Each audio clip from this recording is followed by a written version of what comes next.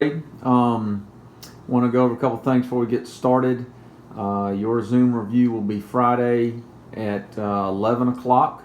Your test will be on Monday. I'll have that uploaded probably by 9 o'clock Monday morning. You'll have several days to get that back to me. We're starting into the beginning and the lead up to World War II. A couple sections we've had to jump between World War I and now, but that's because based on time and we're a little bit behind now. I want to make sure we get through World War II and a little bit of what follows right at the end of that is before we get to the end of school. So we're going to be in World War II for the next couple of weeks and really right up to the end of school. So wanted to make sure we got there. Please remember, to try to get on the Zoom review Friday morning at 11. Think of any questions you may have based on the notes and what we're doing here.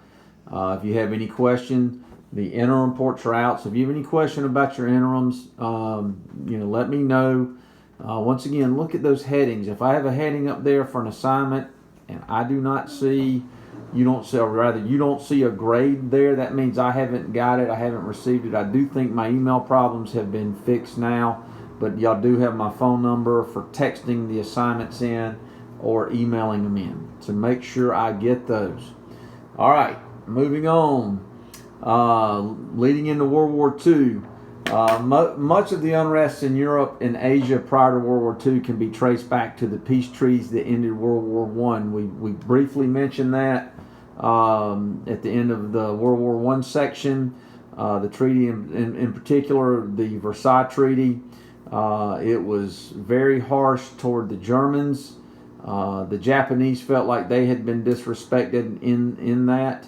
The Italians, who switched sides during the war, thought they should get something out of it. They didn't. Economic hardship had followed in Germany and Italy and really much of the world. Remember the one section we didn't get into, we'll make sure you get that next year, but is the Depression of the 1930s, which affected really most of the world. So during this time, this really created tensions in throughout Europe and Asia. Japan's expansion in Asia. Remember, Japan is an island, and they were heavily dependent upon foreign sources for raw materials, finished goods, oil. I mean, that's always big for your economy, or especially a war machine.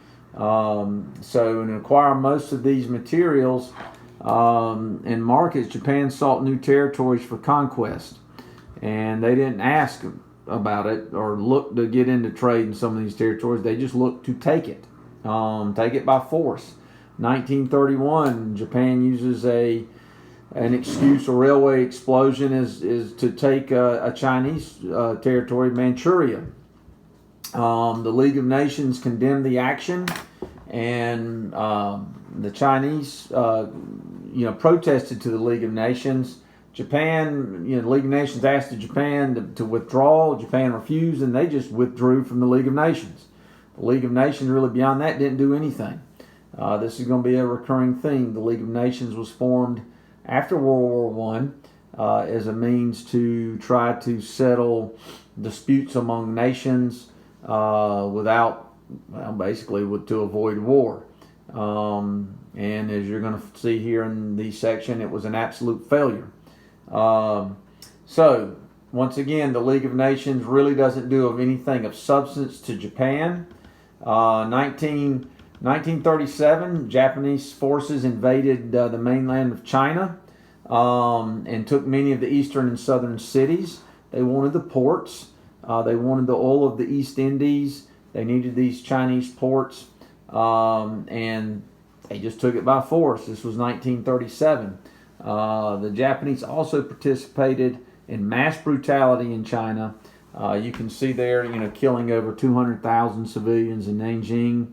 And, that wasn't the only place there was mass brutality by the Japanese during World War II to the civilian population.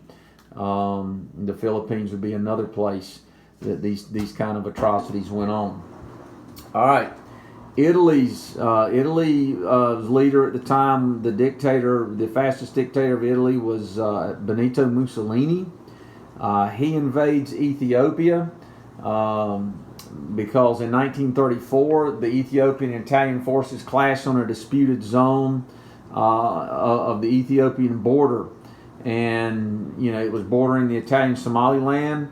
There's a little clash about that.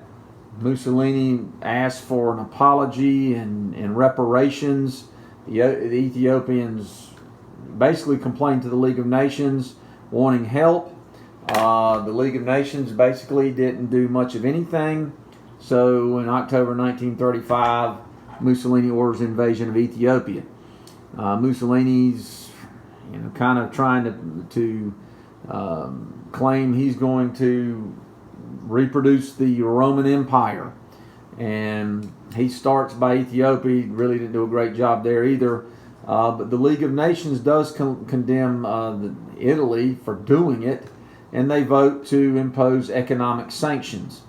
And I put there in your notes, your economic sanctions are measures designed to stop trade and other economic contacts with a particular country who's being punished.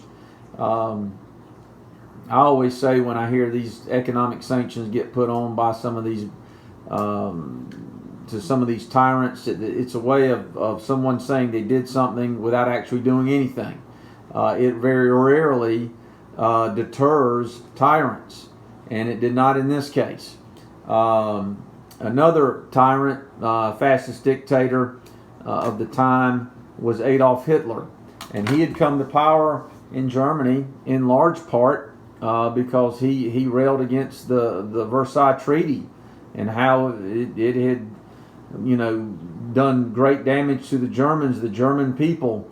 And of course he had a message of that of returning Germany to glory and taking vengeance upon these people. And of course, as we're going to see later in this section, his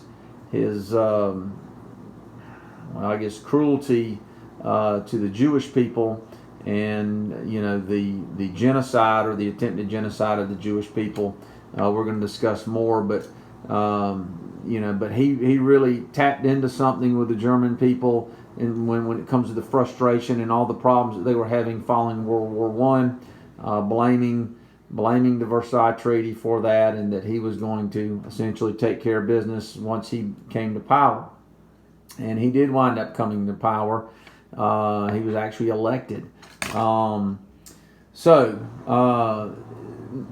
Moving on with him, he claimed that Germany needed more Lebensraum, and that means living space. And in particular, and he would write about it mostly talking about to the east, but he wrote about that in a book he wrote in the 1920s while he was arrested and was in prison, called Mein Kampf. It means mine struggle or my struggle.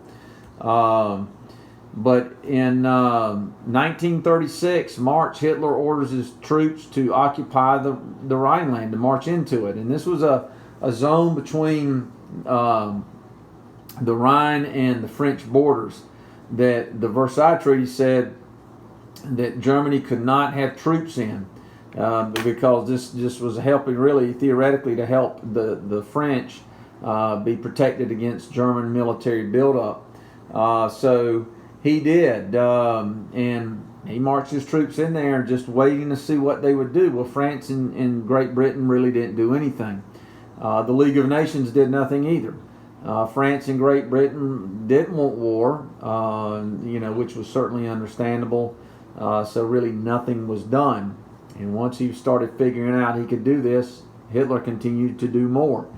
The Rome-Berlin Axis was an axis agreed upon between Hitler and Mussolini. As an alliance between Germany and Italy that the leaders hoped would be the axis around which the world would turn, world events would turn around them.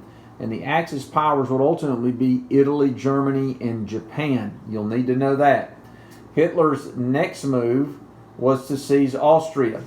And Hitler grew bolder. I mean, once people weren't doing anything or really of any substance to stop him, he grew bolder and moved to fulfill his dreams of Anschluss, which is the joining of Germany and Austria. And Hitler sends troops in 1938 and proclaimed Austria a part of Germany. The Austrian Chancellor appeals to France, Great Britain. They don't want to get in war again. The League of Nations really doesn't do anything. So this is once again a recurring theme. Nothing's done, and Hitler's going to continue to move and keep taking territory and do as he pleases until war does erupt. But we're going to stop on that section for today.